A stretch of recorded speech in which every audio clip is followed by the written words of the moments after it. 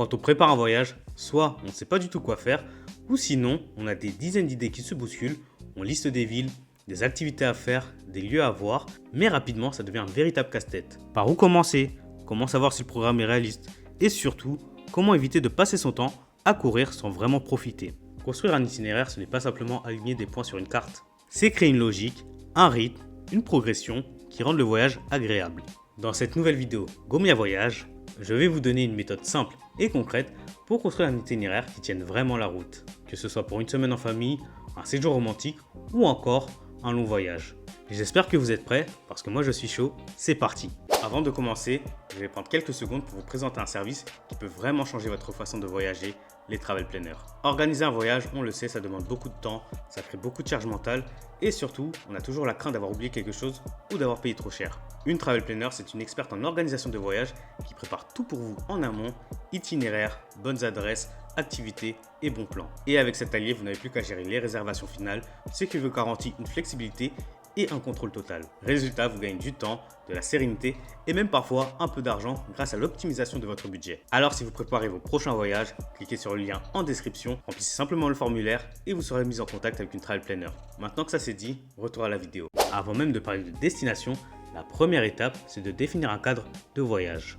Beaucoup de gens se lancent directement dans des recherches de lieux à visiter, mais sans un cadre clair, l'itinéraire risque de vite partir dans tous les sens. Ce cadre repose sur 3 questions simples. Combien de temps partez-vous? Quel est votre budget? Et avec qui partez-vous? La durée est essentielle. En une semaine, on va éviter de vouloir traverser tout un pays. On va plutôt privilégier une région cohérente et la découvrir en profondeur. Et à l'inverse, si vous partez un mois, vous pouvez construire un itinéraire plus ambitieux, composé de plusieurs étapes et d'un fil conducteur.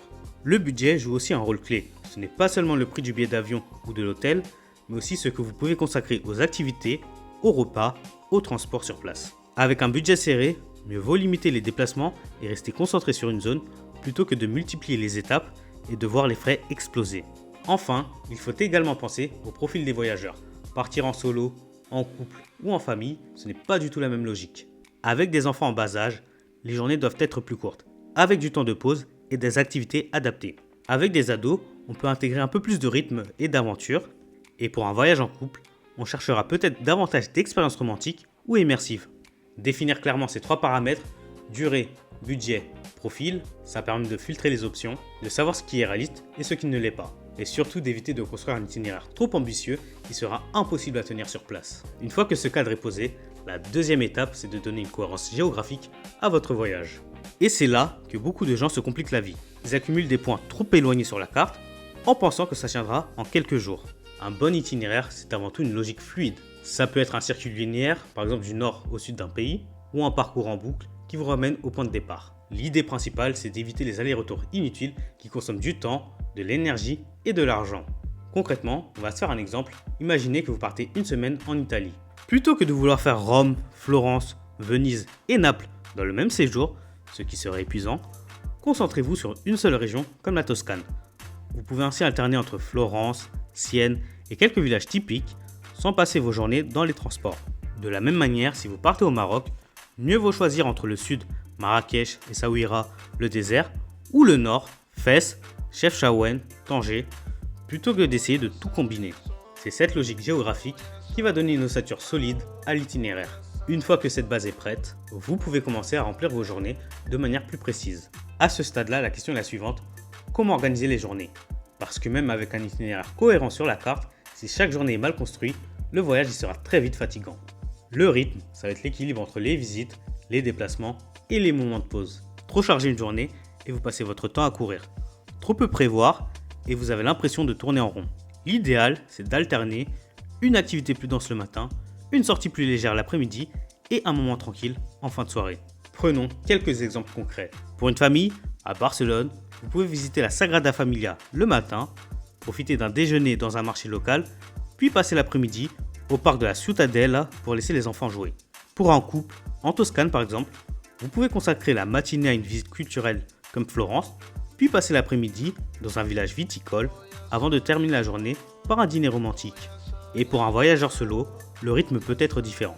Une grande visite le matin, une balade à vélo ou une activité sportive l'après-midi et une soirée plus sociale comme une visite guidée de nuit ou un repas partagé. Et c'est exactement sur ce point que beaucoup de voyageurs sous-estiment la difficulté. Bien penser à la durée réelle des visites, prévoir les temps de transport, ajuster le tout en fonction de la météo ou de l'énergie du groupe, tout cela demande une vraie préparation. Et si jamais vous trouvez que ça fait beaucoup à gérer, n'oubliez pas le lien dans la description. Remplissez simplement le formulaire et vous serez mis en contact avec une travel planner partenaire de Gomia Voyage, une experte en organisation de voyage qui transformera vos envies en un itinéraire réaliste, fluide et adapté à votre rythme. Une fois que vous avez trouvé un bon rythme pour vos journées, il faut ajouter une autre couche essentielle, les contraintes locales. Parce que sur le papier, un itinéraire peut sembler parfait, mais la réalité sur place peut être très différente. La première contrainte, c'est la météo. Un itinéraire prévu en plein été en Grèce ne sera pas le même qu'en février. Avec des enfants, il vaut mieux éviter les heures de forte chaleur et prévoir plus de temps à l'ombre. En couple, vous pouvez par exemple décaler certaines visites tôt le matin ou en soirée pour profiter d'un cadre plus calme. En solo, ça peut être l'occasion de tester des activités alternatives comme des visites nocturnes ou des excursions en petits groupes. Ensuite, il y a les jours de fermeture. Rien de pire que d'arriver devant un musée ou un site emblématique et de trouver porte close parce qu'il est fermé le lundi. Ça paraît évident, mais c'est un détail qu'on oublie facilement. Enfin, n'oublions pas les événements locaux.